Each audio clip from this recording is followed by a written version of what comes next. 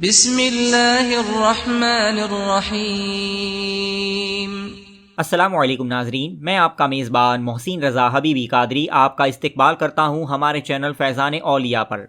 آج کی ویڈیو میں ہم تاجدار اہل سنت حضور سیدی سرکار مفتی اعظم ہند رضی اللہ تعالی عنہ کے مزار پاک کی زیارت کریں گے اور آپ کی سیرت پاک کو مختصر طور پر بیان کریں گے۔ آپ کو سرکار غوث پاک رضی اللہ تعالی عنہ کی بارگاہ عالیہ میں کس قدر مقبولیت اور محبوبیت کا مقام حاصل تھا اس کو بھی ہم دیکھیں گے۔ زیادہ معلومات کے لیے آپ اس ویڈیو کو آخر تک ضرور دیکھیں، اور اگر آپ نے ابھی تک ہمارے چینل کو سبسکرائب نہ کیا ہو تو سبسکرائب بھی ضرور کر لیں۔ تاجدار اہل سنت حضور سیدنا سرکار مفتی اعظم ہند رضی اللہ تعالی عنہ کی ولادت باسعادت 22 ذی الحجہ ہجری 1310 مطابق 18 جولائی 1892 یعنی 1892 کو بریلی شریف میں ہوئی۔ جس وقت آپ کی ولادت ہوئی اس وقت آپ کے والد ماجد سرکار اعلیٰ حضرت امام احمد رضا خان فاضل بریلوی رضی اللہ تعالی عنہ ماریرہ شریف میں جلوہ افروز تھے۔ حضرت سیدنا مخدوم ابو الحسین احمد نوری رضی اللہ تعالی عنہ نے سرکار اعلیٰ حضرت کو خبر دی کہ بریلی شریف میں آپ کے یہاں صاحبزادے کی ولادت ہوئی ہے، اور انہوں نے ابو البرکات محی الدین جیلانی نام کو تجویز فرمایا۔ بعد میں مصطفیٰ رضا عرف قرار پایا اور خاندان کی رسم کے مطابق محمد نام پر عقیقہ ہوا۔ حضرت ابو الحسین احمد نوری میاں رضی اللہ تعالی عنہ نے سرکار اعلیٰ حضرت رضی اللہ تعالی عنہ سے فرمایا کہ مولانا، جب میں بریلی آؤں گا تو اس بچے کو ضرور دیکھوں گا، وہ بہت ہی مبارک بچہ ہے۔ چنانچہ جب آپ بریلی شریف میں رونق افروز ہوئے تو اس وقت سرکار مفتی اعظم ہند رضی اللہ تعالی عنہ کی عمر شریف صرف 6 مہینے کی تھی۔ خواہش کے مطابق بچے کو دیکھا اور اس نعمت کے حصول پر سرکار اعلیٰ حضرت کو مبارکباد دی اور فرمایا کہ یہ بچہ دین و ملت کی بڑی خدمت کرے گا اور مخلوق خدا کو اس کی ذات سے بہت فیض پہنچے گا۔ یہ بچہ ولی ہے، اس کی نگاہوں سے لاکھوں گمراہ انسان دین پر قائم ہوں گے، یہ فیض کا دریا بہائے گا۔ یہ فرماتے ہوئے حضرت نوری میاں رضی اللہ تعالی عنہ نے اپنی مبارک انگلیاں بلند اقبال بچے کے دہن مبارک میں ڈال کر مرید کیا، اور اسی وقت تمام سلسلوں کی اجازت اور خلافت بھی عطا فرما دی۔ حضور مفتی اعظم ہند نے صرف 13 سال کی قلیل عمر میں رضاعت کا مسئلہ لکھا۔ بعد فراغت سرکار اعلیٰ حضرت کی حیات طیبہ ہی میں آپ کو فتویٰ نویسی کا کام سونپ دیا گیا تھا۔ آپ کا پہلا فتویٰ جب سرکار اعلیٰ حضرت کو دکھایا گیا تو وہ بڑے خوش ہوئے اور اس پر دستخط فرمائی۔ یہی نہیں بلکہ انعام کے طور پر ابو البرکات محی الدین جیلانی آل رحمان محمد عرف مصطفیٰ رضا کی مہر بنوا کر آپ کو عطا فرمائی۔ یہ واقعہ 1328 ہجری کا ہے۔ اس کے بعد 12 سال تک والد ماجد کی زندگی میں فتویٰ نویسی کرتے رہے، جس کا سلسلہ آخری عمر تک جاری رہا۔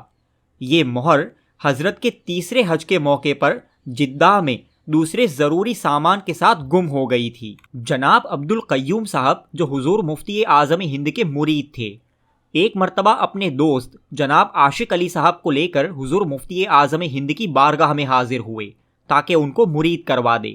حضرت نے بیعت کے کلمات جناب عاشق علی صاحب کو کہلوانا شروع کیا، اور جب آخر میں فرمایا کہ کہو کہ میں نے اپنا ہاتھ حضور غوث اعظم کے ہاتھ میں دیا، تو جناب عاشق علی صاحب بولے کہ میں نے اپنا ہاتھ حضور مفتی اعظم کے ہاتھ میں دیا۔ حضرت نے فرمایا کہ میں جو کہتا ہوں وہ کہو کہ حضور غوث اعظم کے ہاتھ میں دیا، تو جناب عاشق علی صاحب بولے کہ حضور ابھی آپ نے مجھ سے کہلوایا کہ جھوٹ نہیں بولوں گا، اور آپ کہہ رہے ہیں کہ حضور غوث اعظم کے ہاتھ میں دیا۔ اس پر حضرت نے فرمایا کہ حضور غوث اعظم کے سلسلے میں اسی طرح داخل کرتے ہیں، ہمارے مشائخ کا یہی طریقہ ہے، تمہیں حضور غوث اعظم تک پہنچا دیا جائے گا۔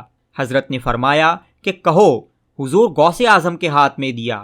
انہوں نے پھر بھی نہیں کہا، بس حضور مفتی اعظم ہند کو جلال آ گیا۔ آپ نے اپنا عمامہ اتار کر جناب عاشق علی صاحب کے سر پر رکھ دیا اور بلند آواز میں جلال میں فرمایا کہ کہتا کیوں نہیں کہ میں نے اپنا ہاتھ حضور غوث اعظم کے ہاتھ میں دیا۔ بس اتنا سننا تھا کہ جناب عاشق علی بار بار کہنے لگے کہ میں نے اپنا ہاتھ حضور غوث اعظم کے ہاتھ میں دیا، اور یہ کہتے کہتے بے ہوش ہو گئے۔ کچھ دیر کے بعد جب ان کو ہوش آیا تو جناب عبد القیوم صاحب نے الگ لے جا کر پوچھا کہ کیا ہوا تھا، کچھ تو بتاؤ۔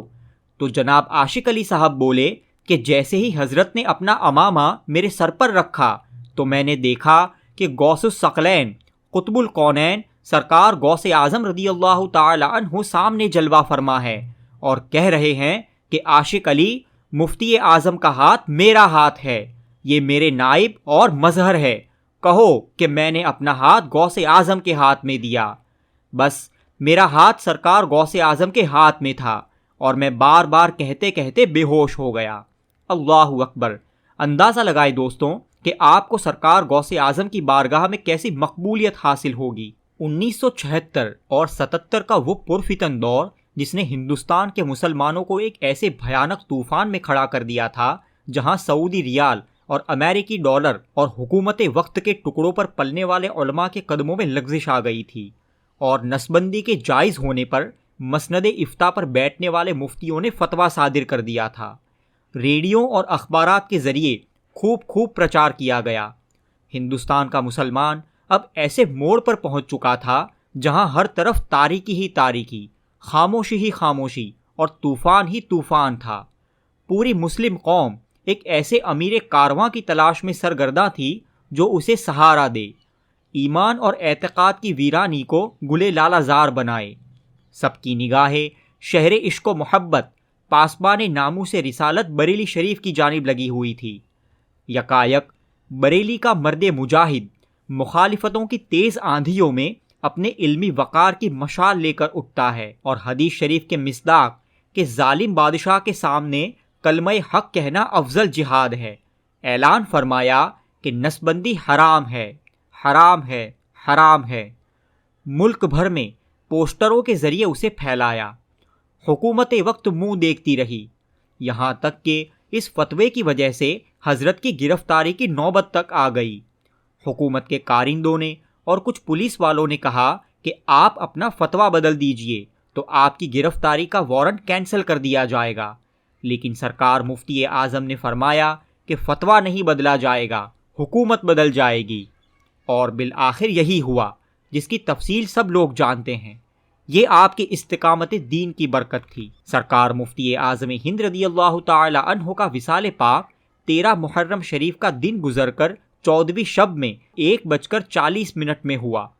آپ کا مزار اقدس بریلی شریف میں خانقاہ رضویہ میں امام اہل سنت سرکار اعلیٰ حضرت رضی اللہ تعالی عنہ کے پہلو میں ہیں۔ دوستوں، بس یہ سرکار مفتی اعظم رضی اللہ تعالی عنہ کی مبارک زندگی کی کچھ جھلکیاں تھیں۔ آپ کو اگر ہمارا کام اور یہ ویڈیو پسند آتا ہے اور آپ ہمیں سپورٹ کرنا چاہتے ہیں تو نیچے دیے گئے تھینکس بٹن کے ذریعے ہمیں سپورٹ کر سکتے ہیں، اور اگر آپ نے ابھی تک ہمارے چینل کو سبسکرائب نہ کیا ہو تو سبسکرائب بھی ضرور کر لیں۔ السلام علیکم ورحمۃ اللہ وبرکاتہ۔